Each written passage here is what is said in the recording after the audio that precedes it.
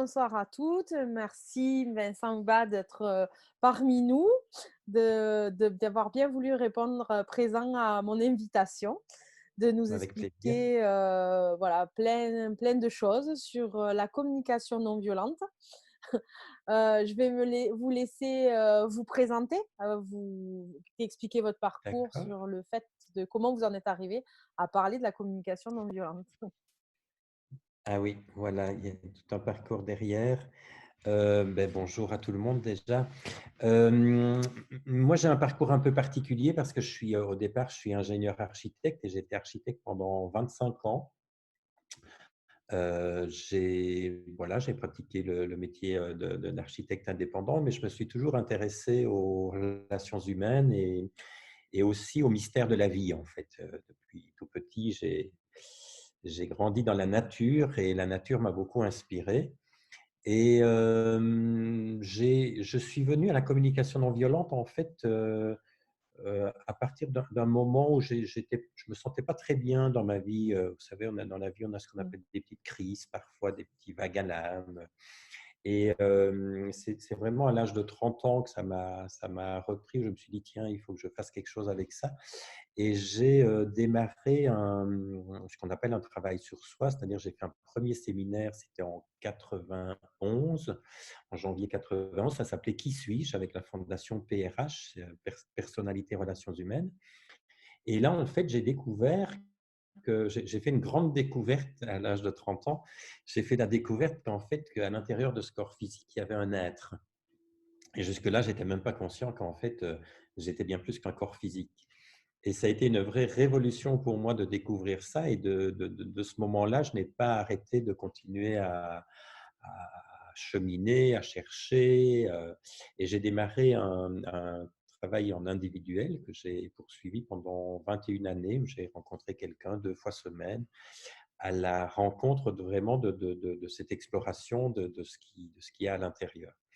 Et assez rapidement après ça, j'ai découvert, ça c'était janvier 91, je crois que c'était au mois de mai, j'ai découvert un livre de Guy Corneau qui s'appelait Père manquant, fils manqué, Guy Corneau étant un psychanalyste québécois. Et c'est en faisant un séminaire avec lui que j'ai rencontré un de ses assistants qui s'appelle Thomas Dansbourg, qui nous a parlé un soir de communication non violente. Et ça m'a vraiment interpellé, cette approche-là, parce que bon, moi, à l'époque, j'étais président du comité des parents d'une école qu'on avait ouverte au village. Il n'y avait plus d'école au village où on avait construit notre maison. Et on avait ouvert une école à pédagogie alternative. Mhm. Et donc, je me suis dit, tiens, ça pourrait intéresser dans le cadre de l'école cette approche de la communication non violente. Et donc, j'avais fait venir Thomas pour une conférence.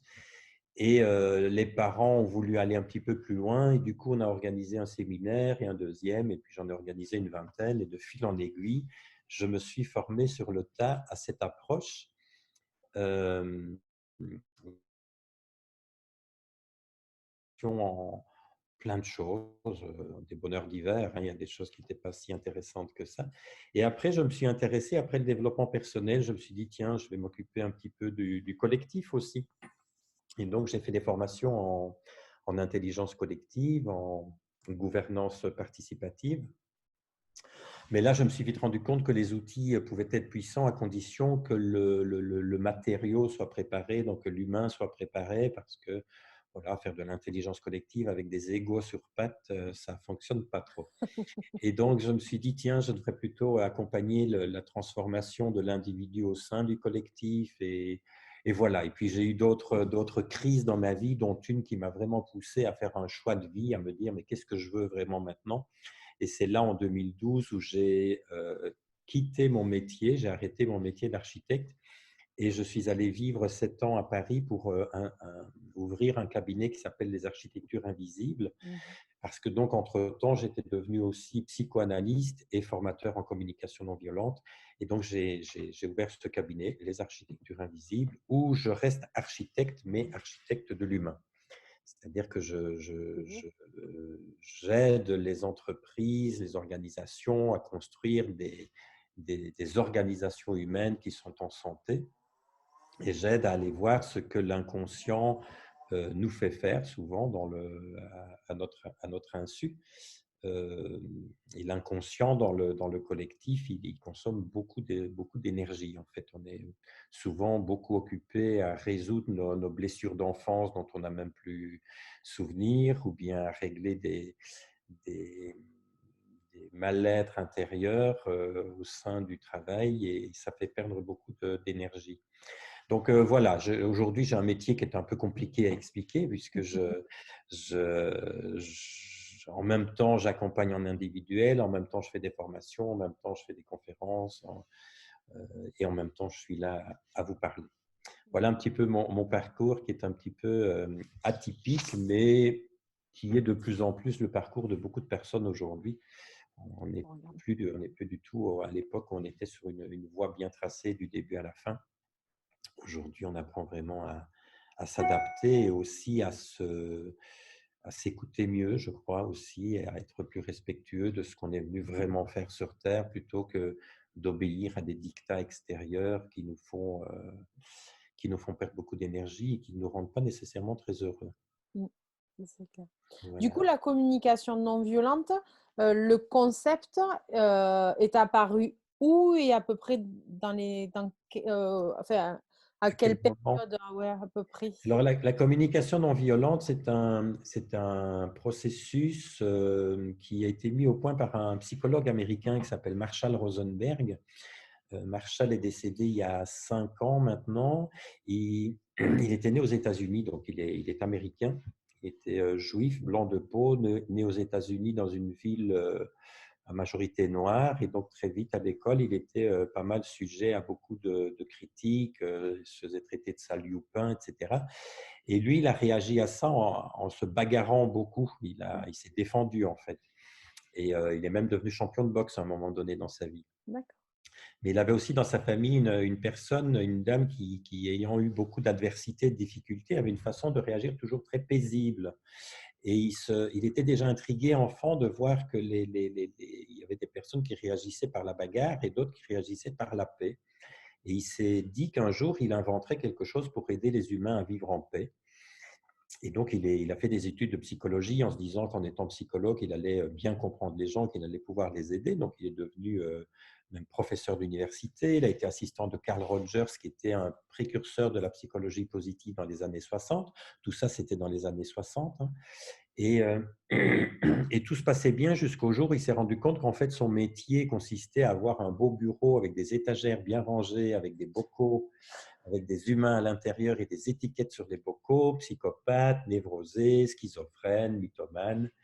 Et il s'est dit, mais en fait, les diagnostics que je mets sur le front des personnes, non seulement ça ne les aide pas, mais ça a tendance à les réduire à cette étiquette. Mmh. Et donc, il s'est posé beaucoup de questions dans ces moments-là. C'était aussi donc les années 60, c'était la guerre du Vietnam. Il n'avait plus du tout envie de payer des impôts pour financer cette guerre.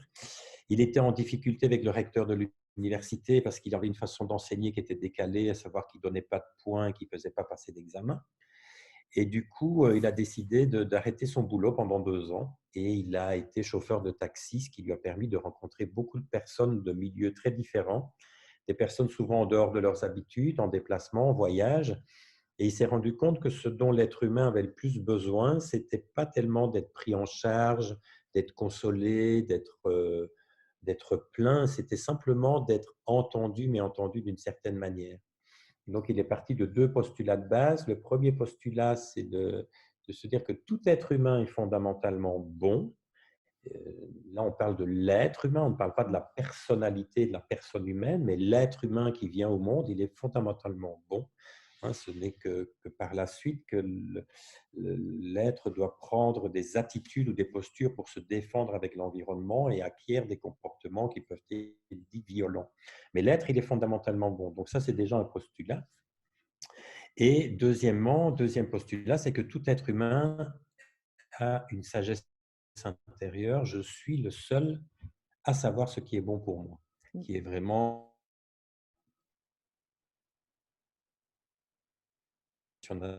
on sait ce qui est bon pour l'enfant. Et donc, de ces 2 postulats, de toutes ces recherches, il a créé ce processus de communication non violente qui est très proche de Gordon, qui est très proche d'autres approches, mais qui a certaines spécificités qui lui donnent vraiment toute sa puissance. Donc, c'est né dans les années 60 et si je me souviens bien, c'est en 66 qu'il a créé le Centre de la communication non violente qui est aux États-Unis.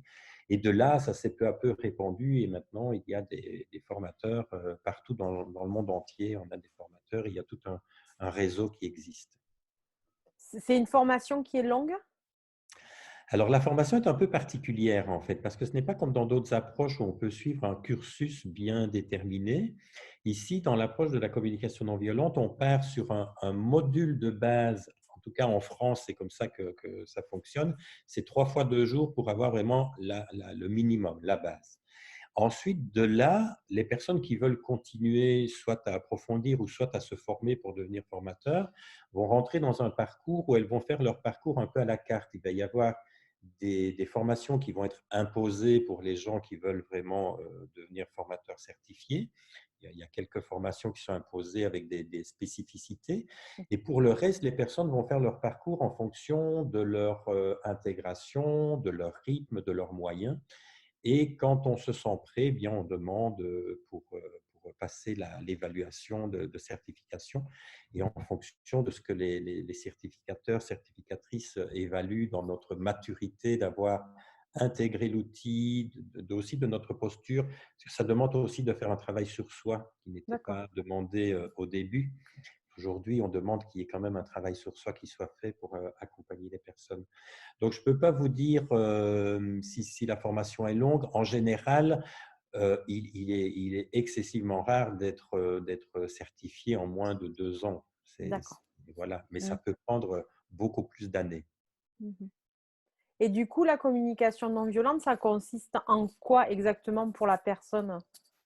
Alors, la communication non violente, c'est une appellation c'est un peu dommage le titre en fait, parce que c'est un peu trompeur quelque part.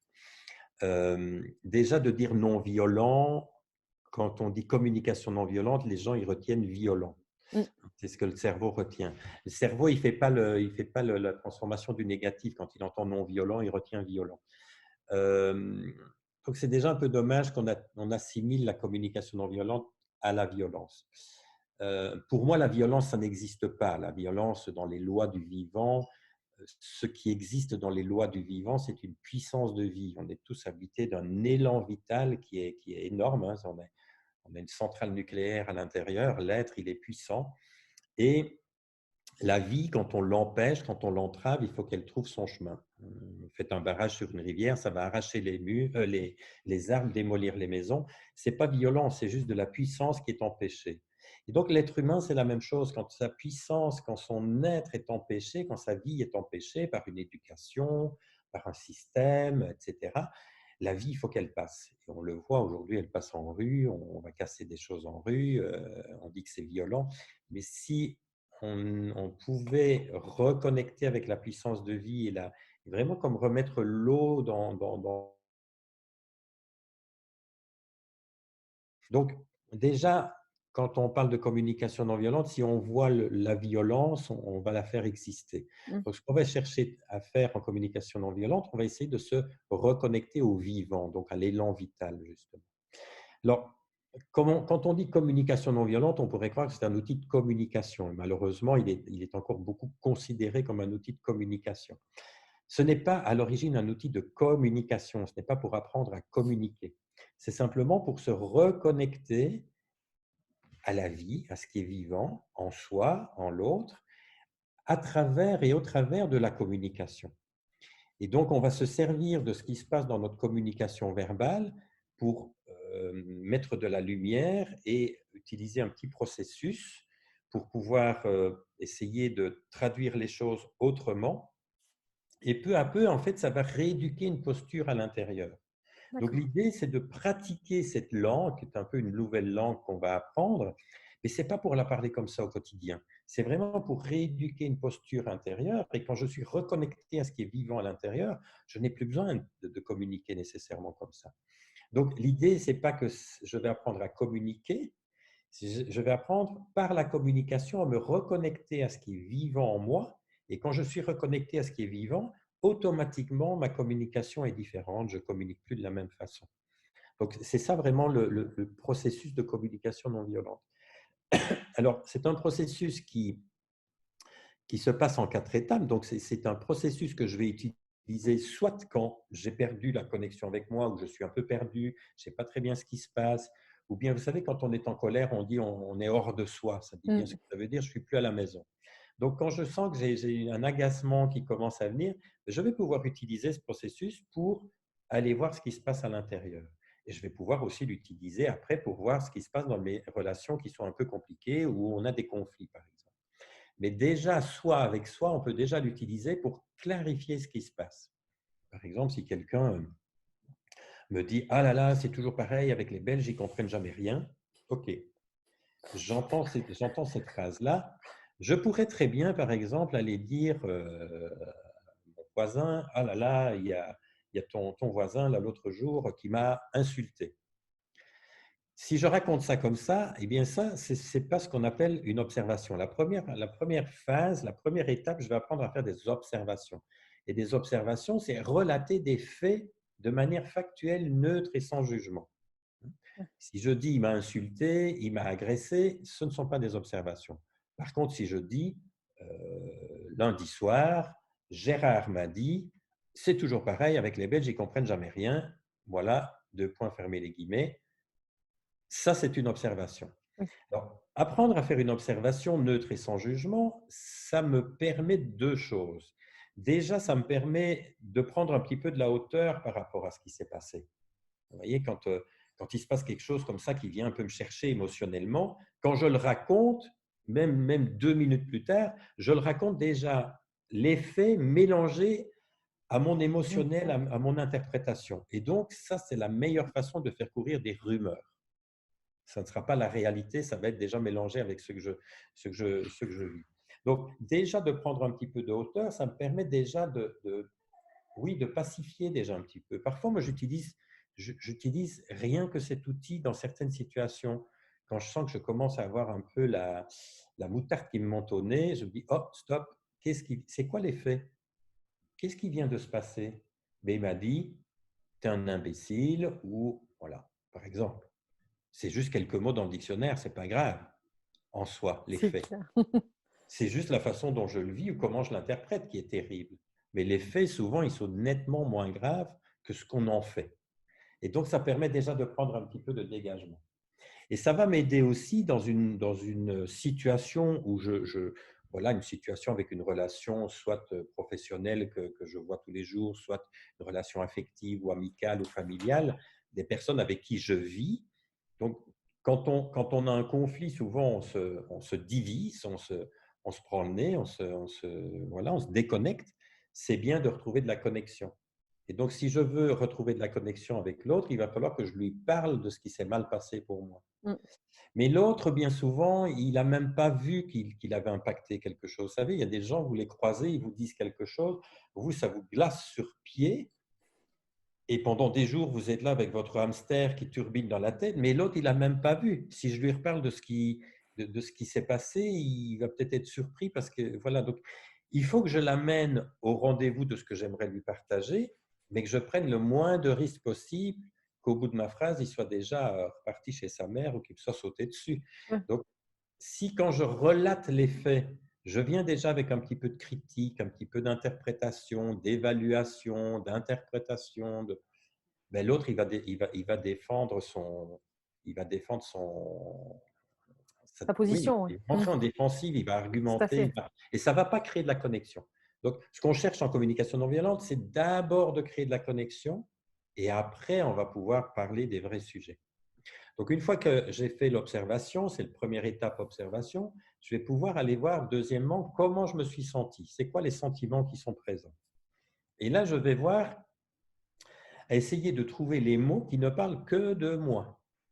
Parce que je peux très bien, très vite utiliser des mots qui disent: «Je me suis senti agressé, je me suis senti trahi, je me suis senti manipulé, je me suis senti rejeté». Tout ça, ce sont des mots qui prêtent une intention à l'autre. Je ne sais pas s'il a voulu me trahir, je ne sais pas si c'est son intention. En tout cas, c'est comme ça que je l'ai vécu. Mmh. Mais le problème de ces mots-là, c'est que quand je les utilise, j'ai vraiment l'impression que je parle de moi quand je dis je me sens rejeté, mais en fait, je m'installe dans une posture de victime. C'est tu me rejettes et c'est parce que tu me rejettes que je ne vais pas bien et tant que tu n'arrêtes pas de me rejeter, j'irai pas mieux. Mmh. Et là, on est en dépendance, on est en aliénation et on n'est pas libre.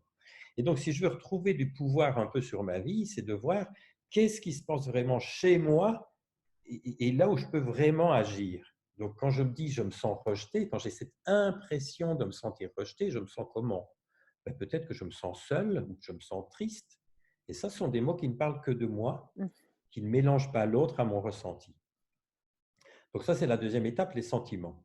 Alors, les sentiments, c'est important, mais il ne faut pas en rester là, sinon on s'emberlificote dans de l'émotionnel. Donc les sentiments, il faut voir ça comme un panneau indicateur qui m'indique quelque chose de plus profond chez moi qui est en train de se passer. Donc vraiment comme le tableau de bord d'une voiture, vous avez des témoins lumineux, la jauge à essence qui clignote, ça veut dire qu'il va falloir aller faire le plein. Si ça m'ennuie que je regarde le paysage, je vais tomber en panne. Si je vais faire le plein, tout va bien se passer. Eh bien, c'est la même chose avec nos sentiments qui sont les espèces de signaux de notre véhicule d'incarnation qui est notre corps physique, qui nous envoie en permanence des signaux pour dire fonction vitale OK, fonction vitale en danger. Donc, un sentiment agréable comme la joie me renseigne sur un besoin qui est satisfait. Et un sentiment désagréable comme la peur, la tristesse ou la colère me renseigne un besoin qui est frustré. Mmh. Donc, troisième étape, ça va être d'identifier quels sont mes besoins.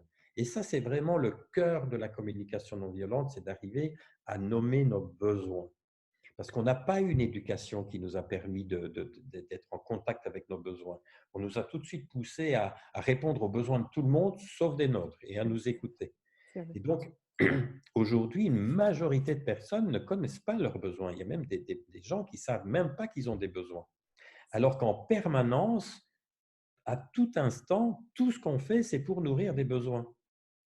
Et tant que nos besoins ne sont pas conscients, et bien souvent, on les satisfait de manière qui ne sont pas très adéquates Mmh. et qui nous font perdre beaucoup d'énergie. Et donc, les besoins, ce qu'on entend par besoin en communication non violente, c'est toujours quelque chose d'abstrait. Dès que c'est concret, c'est déjà une stratégie qui cherche à nourrir un besoin. Par exemple, si je demande là, est-ce que vous avez besoin de vacances? Si vous me dites oui, ben, vous allez souffrir parce que on n'est pas encore proche des vacances. Donc, en plus, si on était au mois de janvier, ce serait encore bien pire. Et si je crois que les vacances, c'est un besoin, ben, comme les besoins, c'est vital, je vais m'accrocher du coup aux vacances parce que c'est vital. Oui. Et je vais m'amener jusqu'au mois d'août en tirant une langue jusque par terre. Et puis là, je vais avoir mes 3 semaines de vacances. Une première semaine où je suis à peu près dans le coma, une deuxième semaine où j'ai une paupière qui s'ouvre, et la troisième semaine, j'ai les valises qui se pointent. Donc, j'ai des vacances un peu merdiques, quoi. Alors que si je prends déjà soin déjà de ce qui se passe maintenant, comment je me sens, ben, je me sens épuisé, fatigué, à bout. J'ai besoin de quoi? Ben, j'ai besoin de repos, j'ai besoin de ressourcement, j'ai besoin de distraction. OK. Et je vais aller voir quatrième étape. Quelle est la demande que je peux déjà me faire pour nourrir ces besoins-là, un petit peu aujourd'hui, un petit peu demain, en tout cas, prendre jusqu'aux vacances, eh bien, je sois relativement en forme aux vacances et que je n'ai pas nécessairement besoin de prendre des vacances comme d'habitude. Tout ça, ça veut dire que au plus je vais être au clair avec mes besoins, au plus je vais pouvoir prendre des stratégies qui vont les nourrir au quotidien pour prendre soin de moi et je vais être de moins en moins frustré. Parce que souvent, on a des besoins qui sont frustrés et souvent, quand on est frustré et qu'on ne tient pas compte de nos frustrations, on est un peu dangereux pour notre environnement. Mmh. Parce qu'on est dans l'attente que les autres se comportent de manière à ne pas venir réveiller notre frustration. Comme ça, on n'a pas à y bouger. Mais du coup, on devient un peu des despotes pour notre environnement. C'est vrai. Alors que si je m'occupe de mes frustrations, par exemple, si j'ai un besoin de sérénité qui est très frustré, si je m'occupe de ma sérénité en me ressourçant, en faisant un peu de méditation, en écoutant un peu de musique, au goutte à goutte tous les jours, je remplis mon tonneau et peu à peu, il va être relativement plein, donc j'aurai peu de frustration. Et donc, on est moins dans le danger en me croisant de venir réveiller mes frustrations et je vais être quelqu'un de beaucoup plus agréable à vivre. Et ça, pour moi, c'est un devoir d'humanité. Parce que la personne qui ne s'occupe pas de ses frustrations, elle s'installe en victime, elle devient très, très, très encombrante pour l'environnement et on n'a pas à attendre que les autres viennent combler nos frustrations. On peut déjà les combler nous-mêmes. Donc voilà, le principe de la communication non violente, ça va être d'utiliser cet outil. Quand je vois que j'ai quelque chose qui n'est pas très clair, je me pose, c'est quoi les faits? Un, observation. 2, comment je me sens? 3, c'est quoi mon besoin? Et 4, qu'est-ce que je peux faire pour nourrir ce besoin? Alors, quand je suis dans la communication avec l'autre, ben, je peux utiliser aussi cet outil-là pour dire, voilà, tu sais, hier, quand tu m'as dit ça, que les Belges, c'était toujours pareil, qui ne comprenaient jamais rien, je me suis vraiment senti fâché, je me suis vraiment senti vexé. Et je me suis même senti en colère parce que j'avais vraiment besoin de respect, j'avais besoin de bienveillance, et puis j'avais surtout aussi besoin de me sentir accueilli tel que je suis. Et je vais faire une demande à l'autre. Je vais lui dire: «Mais comment tu te sens quand je te dis ça?» Et je vais créer de la connexion avec l'autre. Et puis quand on aura suffisamment échangé, c'est-à-dire moi exprimer mes besoins, écouter les besoins de l'autre, revenir à exprimer ce qui se passe chez moi quelquefois comme ça en aller-retour, on va pouvoir faire une proposition, une demande qui va nourrir les besoins de chacun simultanément et pas un au détriment des autres. Et donc, c'est ça un peu l'idée de la communication non violente, la spiritualité, je vais dire la vision, c'est d'arriver par cette approche à créer un monde dans lequel les besoins des uns et des autres sont satisfaits simultanément et jamais un au détriment des autres. Mmh. En sachant que les besoins, c'est vraiment la base et que les besoins sont universels. Tous les êtres humains sur Terre ont les mêmes besoins. On n'a juste pas la même sensibilité ou la même culture familiale ou ethnique qui fait qu'on a des façons différentes de nourrir nos besoins. On a tous besoin de respect. Le C'est ça. respect à table dans une famille Paris 16e est vécu avec des ronds de serviettes on ne se sert pas dans les plats et voilà, on se laisse servir. Mais au Maghreb, il est vécu comme étant on se sert dans les plats et surtout pas avec des couverts en argent et des ronds de serviettes. On a tous besoin de respect, mais on n'a pas les mêmes codes, on n'a pas les mêmes traditions, les mêmes habitudes, qui fait qu'on pourrait même se faire la guerre à partir de notre sensibilité, alors que si on descend d'un étage et qu'on va voir au niveau de nos besoins ne sont pas en guerre. C'est Et on clair. va juste devoir trouver des façons de vivre nos besoins ensemble et de créer des nouvelles façons d'être ensemble, qui tiennent compte des uns et des autres. C'est quelque chose qu'on devrait apprendre dans les écoles, ça, du coup? Alors, c'est quelque chose qu'on devrait apprendre dans les écoles, mais moi, je rêve même juste, oui, on devrait l'apprendre dans les écoles, je vais dire de manière transitoire pendant quelques générations. Oui? Je rêverais qu'on n'ait même pas à l'apprendre parce que c'est l'état naturel de l'être humain. Donc, en fait, avec la communication non violente, je dis toujours, quand je forme ou que je pratique ou que je transmets ça, mon métier est d'apprendre aux personnes à redevenir naturelles. Mmh. La nature même de l'être humain, c'est la bienveillance. Mais on a une éducation et un monde qui nous font vivre complètement à l'envers de nous-mêmes et pas dans notre vraie nature. Et donc, effectivement, on devrait l'apprendre et il y a beaucoup de choses qui se font déjà dans les écoles maintenant, hein, depuis ces dernières années. Il y a quand même eu beaucoup d'évolutions. Ça rentre de plus en plus dans certaines écoles, dans certaines approches, même dans certains programmes. Il a été question à un moment donné en France que ça rentre dans le cadre de l'éducation nationale, mais je ne sais pas très bien où ça en est pour le moment. Mais le réseau francophone et le réseau français de communication non violente a une cellule comme éducation qui travaille, Sur ça. qui fait beaucoup de choses sur ce domaine-là, oui. Mmh. Du coup aussi en entreprise, ça peut permettre de faire évoluer une entreprise, de faire, dégoupiller un peu des grenades qu'il peut y avoir entre plusieurs étages et de faire justement de cet morcellement un plus qu'après un cercle de fonctionnement. Bien sûr, dans l'entreprise, moi j'interviens pas mal en entreprise. Au départ, souvent, l'approche, c'est d'appeler la communication non violente plutôt pour la résolution de conflits. On va se Mmh. dire, on va essayer de résoudre les conflits. Et bon, voilà, c'est un bon outil pour ça. Mais moi, je pousse à ce que qu'on n'attende pas qu'il y ait des conflits pour appeler la communication non violente et qu'on l'installe déjà comme une manière de vivre entre nous dans l'entreprise, comme une culture d'entreprise, comme un langage d'entreprise qui va nous permettre du coup de créer une bienveillance ensemble, de créer un mode de fonctionnement, une posture ensemble, collective, qui va permettre justement de ne pas engendrer les conflits ou de très vite pouvoir les traverser pour ne pas que ça vienne des conflits larvés qui prennent parfois des années à se résoudre. Donc, au-delà d'une CNV ambulance, je dirais, moi je pousse beaucoup à la CNV préventive, C'est clair. c'est-à-dire à se mettre dans quelque chose qui, est-ce qu'on pourrait déjà imaginer qu'on est dans un environnement de travail qui ne soit pas stressant, ni agressif, et on est du cœur à l'ouvrage, c'est-à-dire où le cœur puisse rester ouvert au travail et qu'on ne doive pas, pour pouvoir survivre au travail, devoir tout fermer et tout barricader, quoi. Ouais.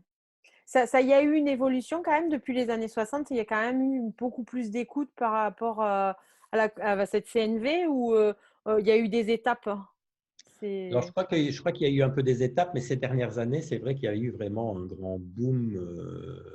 Et je dirais même ces 3 dernières années où il y a vraiment eu une propagation de la CNV, mais pas que de la CNV. Je crois que c'est vraiment le passage actuel, hein, on passe à l'ère du verso. L'ère du verso, c'est la transparence, c'est l'énergie du féminin, donc ça va être beaucoup plus l'intériorité, le vrai, le sensible, l'invisible, etc. Et donc, qu'on le veuille ou qu'on ne le veuille pas, il y a quelque chose qui est en train de grandir, de croître, il y a un monde qui est en train de naître. Et de plus en plus d'entreprises, en tout cas, y vont, le comprennent. On est déjà passé à un moment donné à la raison sociale des entreprises, mais que c'est déjà complètement dépassé. Aujourd'hui, on parle vraiment carrément de raison d'être des entreprises, du bonheur en entreprise, du bien-être en entreprise. Euh, pour moi, le bien-être en entreprise, c'est insuffisant. Il faut aller plus loin. On n'est pas là pour être dans le bien-être, on est là pour être dans l'être et pas que dans le bien. C'est-à-dire, c'est encore un clivage, ça, je ne suis pas tout le temps dans la joie. J'ai parfois des moments de tristesse, de colère, et je dois pouvoir être là entier avec ça aussi. Donc, oui, tout ça bouge et de plus en plus d'entreprises, de leaders en tout cas, comprennent que quand on focalise sur la performance humaine, c'est pas très joli comme mot, mais pourtant c'est ça oui, la c'est ça. performance humaine, c'est respecter l'humain, c'est être avec le plein potentiel de l'humain, et qu'on met un peu de côté la performance économique. Eh bien en fait, on a des résultats économiques qui dépassent ce qu'on aurait pu avoir comme vision économique ou comme but au départ. Parce que l'humain, quand on lui laisse une place, quand on le laisse dans une certaine liberté d'être, liberté de potentiel, il va avoir de l'initiative, l'énergie va être en service, il va y avoir de l'élan à contribuer. Hein. Dès que je ne suis pas forcé, eh bien, il y a de la place pour mon élan à contribuer, parce que ça fait partie d'un des besoins fondamentaux de l'être humain, c'est de contribuer. Et donc, cette contribution, elle dépasse les histoires de salaire, au fond. Hein. On a la reconnaissance par le salaire, mais on a la reconnaissance par ce qu'on peut vivre au travail, par les bonnes relations, la reconnaissance qu'on peut avoir, la gratitude, etc. Tout ça, ça nourrit énormément. Et c'est un qui crée de la richesse, effectivement, beaucoup plus qu'avant. Alors, il y a des entreprises qui, par contre, ça grandit d'un côté. Il y en a qui se crispent de plus en plus et qui veulent revenir encore plus à. Mais celles-là, elles vont disparaître d'elles-mêmes parce que c'est se prendre le C'est pas mur, possible, ouais. c'est plus possible Mmh, aujourd'hui. Ce n'est plus possible. mmh. Moi, au quotidien, avec ma fille qui a 8 ans, qu'est-ce que je peux faire pour l'aider justement à prendre, conscience de son être par la CNV? Eh bien, déjà, la première chose, c'est quelque chose que j'aime beaucoup, c'est le travailler sur l'éducation et la posture éducative. Parce que pour moi, la posture éducative, c'est la base. Après, aller travailler en entreprise, c'est la même chose parce que la posture éducative ou managériale, c'est copier-coller en fait. Mais déjà, la question à se poser, c'est de se dire, mais quel est le besoin, moi, que j'essaye de nourrir chez moi en voulant aider ma fille? Mmh mh. C'est la première question à se poser. Hein, parce qu'en tant que bon parent, bon enseignant, bon éducateur, on va faire des choses pour l'enfant. Oui, mais pourquoi je veux faire des choses pour l'enfant? Déjà, souvent, il ne m'a rien demandé.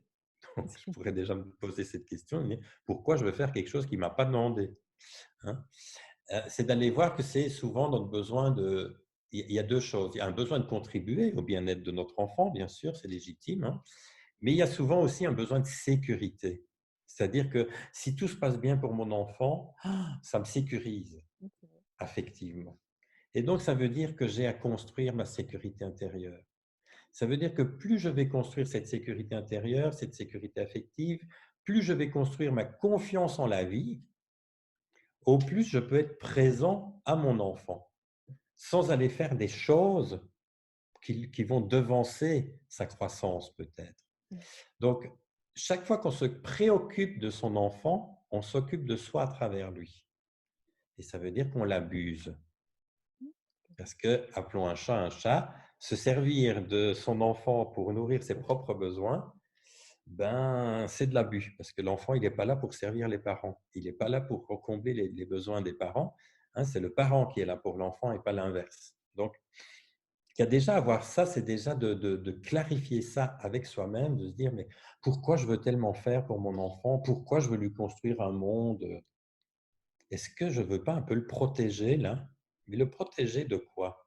Le protéger de ce que j'imagine qu'il pourrait vivre s'il était dans cette situation-là, parce que moi, dans cette situation-là, je l'ai mal vécu.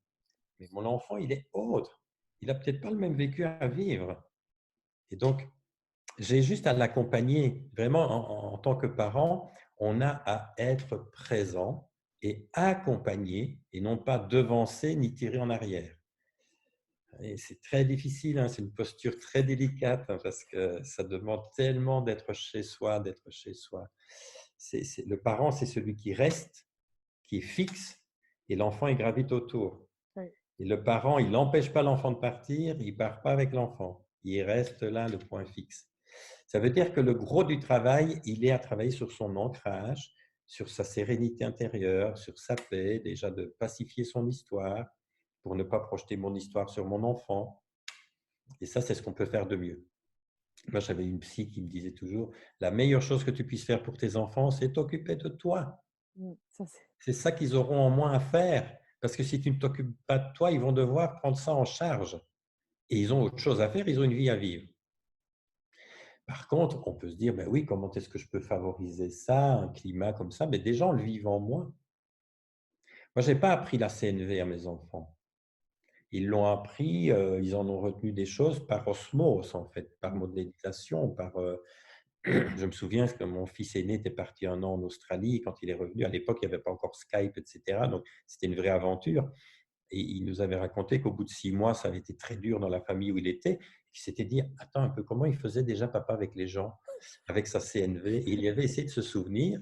Et il dit, bah, j'ai essayé de faire comme toi, de parler vrai. Et il me dit, ça a marché.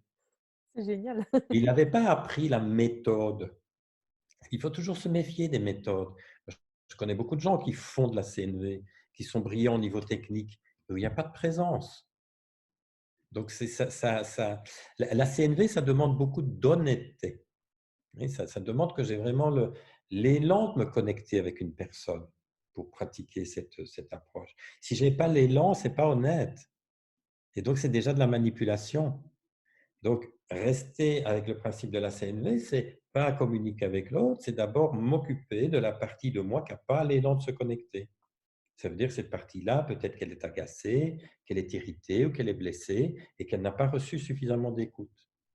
Donc, je dirais qu'avec un enfant, c'est le pratiquer déjà soi-même avec soi et on modélise quelque chose. Et dans un plan subtil, dans l'invisible, ça crée une énergie différente, hein. Nous sommes tous, d'après nos états d'être, nos états émotionnels aussi, on a un état vibratoire. On voit ça en physique quantique, hein. On a ce qu'on appelle un taux vibratoire. Quand je suis dans la joie, mon taux vibre à la sérénité, ça vibre plus haut. Quand je suis dans la tristesse, la dépression, c'est un peu plombé. Là, pour le moment, on est beaucoup dans la peur, l'angoisse, etc. C'est un peu plombé en général. Donc, il faut qu'il y ait des gens qui tiennent un petit peu l'énergie en haut, sinon on va tous s'écrouler là. Et donc, quand je crée ça en moi, et quand je pratique la CNV pour ça, hein, quand je pratique la CNV pour aller voir, tiens, quels sont les besoins qui sont frustrés, ok, je vais le nourrir, Et en nourrissant mon besoin, je vais voir qu'il y a un état d'être qui s'installe. Et du coup, ça me fait monter mon taux vibratoire. Ça crée un champ autour de moi qui peut du coup emmener les autres dans cette même énergie-là, sans que j'aie même à rien faire parfois.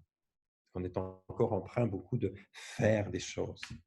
Même en CNV, hein, il faut faire, il faut créer des projets, il faut aider les enfants. Mais si je peux déjà pratiquer la CNV pour être et être dans l'être, ça crée un champ. Enfin, moi, je l'ai vu plusieurs fois, j'ai pu résoudre des situations rien que par ma posture intérieure et même pas en rentrant dans des médiations sur le conflit qui est en train de se passer. C'est vraiment un état, de justesse par rapport à soi, quoi.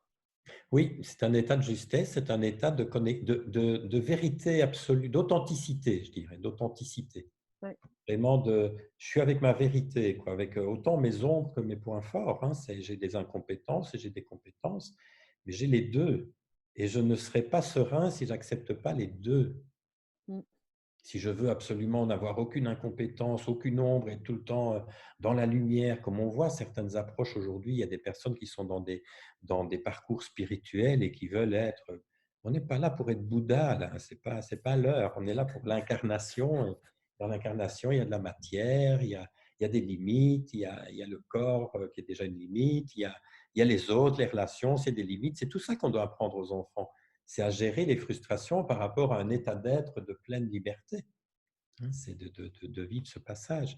Donc, plus je suis en contact avec ce qui est vivant en moi, plus je suis vivant, ben, au plus ça crée un monde différent. Vous voyez, il n'y a même pas à changer le monde. C'est Le ça. monde, il a rien demandé déjà. Mmh. Il ne frappe pas à notre porte en disant tu pourrais me changer. Non, c'est nous qui nous mettons une mission là. Mais pourquoi souvent on veut changer le monde? Parce qu'on veut créer un monde qui va porter nos valeurs, dans lequel nous, on va être bien. Mais on ne Mmh. sait pas où on met les autres. Mmh. Tout le monde n'a pas mes valeurs, donc ça existera toujours des gens avec des valeurs différentes. Donc il faut qu'on arrive à pouvoir être serein dans un monde où il y a les uns et les autres qui sont différents et c'est OK. Et ça transforme le monde. Chaque fois que je me transforme, c'est-à-dire que j'arrête d'être mon mental qui juge, qui analyse, qui débat, et tu te rends compte, il aurait dû faire comme ça, et moi je me suis sacrifié pour lui, voilà tout le. Quand j'arrive à descendre, et Marshall, il nous disait, je vous propose le plus long voyage qu'aucun être humain n'aura jamais entrepris dans sa vie, ce sont les 30 centimètres qui séparent sa tête de son cœur. Déjà, descendre d'un étage et puis aller voir quels sont mes besoins. Et là, je suis dans un état déjà de paix, de sérénité. Et ça transforme le monde. Parce que je peux être serein, quel que soit l'environnement. C'est vrai que l'environnement, il impacte. Mais souvent, on donne trop d'importance à l'environnement. Il y a un être à l'intérieur qui, lui, a plein d'états d'être, dont la liberté. On peut me mettre en prison. On ne peut pas me prendre mon état de liberté, mon ressenti de liberté. C'est là que j'ai la plus grande autonomie et la plus grande liberté. Et ça, quand j'arrive à construire ça peu à peu, ça transforme le monde. C'est clair, c'est clair. Si tout le monde pouvait vous entendre. Ben oui, il faut arrêter. Je ne dis pas qu'il ne faut pas mener certains combats, mener le monde, mais il y a l'énergie avec laquelle je le fais. Oui, Il y a c'est l'énergie la qui doit être différence. une énergie de je suis là, là tout à coup je me manifeste, c'est pas je vais manifester, c'est je me manifeste, je vous informe, je suis là, mais en non-violence, en insoumission. Je ne vais pas me bagarrer, vous n'aurez juste pas les moyens de me faire faire ce qui n'a pas de sens pour moi, ce qui est contraire à mes valeurs. Mmh. Alors, sous la menace d'une arme, j'ai toujours le choix de continuer à vivre ou pas, évidemment, hein. Je peux aller jusqu'au bout ou pas. Mais en tout cas, il y a déjà beaucoup de choses qu'on peut changer par son attitude intérieure. Souvent, on dit j'ai pas le choix, c'est comme ça, on est dans un monde, voilà, on est manipulé, on est. Et si je suis manipulé, c'est que je suis manipulable. Tout à fait. Et plutôt que de m'occuper des manipulateurs, et ça, j'en viendrai jamais à bout, je vais m'occuper du manipulable en moi. C'est où la porte là, par laquelle je laisse rentrer? Est-ce que je peux refermer ça? Est-ce que je peux me rendre inaltérable, non manipulable? Ça, c'est une question de posture. Parce que beaucoup de personnes ne se rendent pas compte que l'autre n'a plus que le pouvoir que je veux encore bien lui donner aujourd'hui. Mmh. Je ne suis plus obligé de rien aujourd'hui. Ce sont mes choix à moi parce que ça nourrit mes besoins. Je ne suis pas obligé d'aller travailler. Je choisis d'aller travailler pour avoir de l'argent, pour payer mon loyer, etc. C'est pour mon confort. Je ne vais pas travailler pour mon patron. Il y a beaucoup de gens aujourd'hui qui se lèvent encore le matin avec des pieds de plomb en pensant qu'ils vont travailler pour le boss. Mais ils ne vont pas travailler pour le boss, ils vont travailler pour eux. Mmh. Donc, c'est plutôt que de dire: «Je dois aller travailler», je peux commencer à me dire: «Je choisis d'aller travailler parce que je nourris mon besoin de sécurité financière, parce que je nourris mon besoin de confort, parce que je nourris mon besoin d'autonomie». Ça peut changer les choses. C'est clair, hein. Ça Totalement dépend même. si c'est l'adulte en moi qui fait le choix ou si c'est toujours le petit enfant qui subit et qui se soumet ou qui se révolte et qui se rebelle. Et souvent, on est une masse d'adultes, de corps physiques adultes, mais qui sont juste conduits par des enfants blessés, en fait. Mmh. Et ça, tant qu'on ne le voit pas, on n'est pas libre Totalement. de le reconnaître, de reprendre les choses en main, de s'occuper de cet enfant intérieur, de dire: «OK, OK, bon, ben, je vais aller te trouver un endroit où tu vas pouvoir un peu déverser tes blessures et être un peu pacifié dans ton histoire». Parce qu'il faut grandir là, à un moment donné. Hein, quand on voit un peuple qui est là à attendre d'un président, un homme pour un peuple qui va sauver tout le truc. Mais c'est quoi ce truc? On a passé l'âge d'avoir un père là. Est-ce qu'on peut se prendre en main, se dire: «Bah, tiens, oui, on a besoin de quelqu'un qui fasse un peu la circulation parce qu'on est nombreux, mais pas qui dirige». C'est Et totalement puis après, on va vrai. les rouspéter. C'est normal qu'on va manifester après, puisqu'on a donné le pouvoir et puis on l'accuse de prendre le pouvoir. Mais il faut savoir ce qu'on veut. Mmh. Totalement. Et donc, c'est vraiment cette approche toute simple, hein, toute simple, qui n'est pas facile, mais qui est toute simple, elle permet de récupérer du pouvoir et de mener sa vie, de reprendre les rênes de sa vie en main. Et je sais qu'il y a des choses difficiles dans la vie et qu'il y a des choix qui sont difficiles à faire et que, mais franchement, si je vais travailler juste pour de la sécurité financière, ben, c'est déjà au moins ça. Et je ne suis pas obligé, je pourrais choisir de vivre dans la rue, je pourrais vivre dans la forêt, manger des écorces d'arbres, ça pourrait être un choix. Mais je dois accepter que ce n'est pas mon choix. Et je ne le fais pas parce que la société, ceci, cela, c'est parce que c'est moi, dans cette société, qui veut faire un choix d'un certain confort. Tout à fait. Voilà. Mmh. Si on a envie de vous retrouver, on peut vous retrouver où? Si on a envie de vous contacter? Les des séances à distance, c'est possible ou pas? Oui, je fais des séances, ben, j'ai découvert ça avec le confinement. Tout le monde, je crois. Oui, le Zoom, finalement, ça fonctionne bien. Oui. Donc, aujourd'hui, je commence aussi à faire des formations par Zoom. Mmh mh. Pour me retrouver, j'ai un site qui s'appelle www.architecture au pluriel-invisible au pluriel.com, qui n'est pas à jour, je le dis tout de suite, les formations datent de 2015, je dois remettre ça à jour. Le mieux, c'est de m'envoyer un mail en fait à architectureinvisible@gmail.com ou bien d'être informé sur ma page Facebook Les Architectures Invisibles où j'annonce mes formations, les séminaires, etc. Et voilà. Ma prochaine apparition, c'est jeudi. Jeudi, avec les podcasts Métamorphose. Il y a pour le moment, depuis le 1er juin, 21 jours de méditation, un parcours de méditation. Et jeudi, j'animerai la méditation du matin, qui D'accord, est, qui est visible en replay. d'accord. Voilà. Et sur mes pages Facebook, en général, j'annonce les formations qui vont se présenter. Là, ça a été un petit peu chamboulé, mais ça va se remettre tout doucement d'aplomb. Si.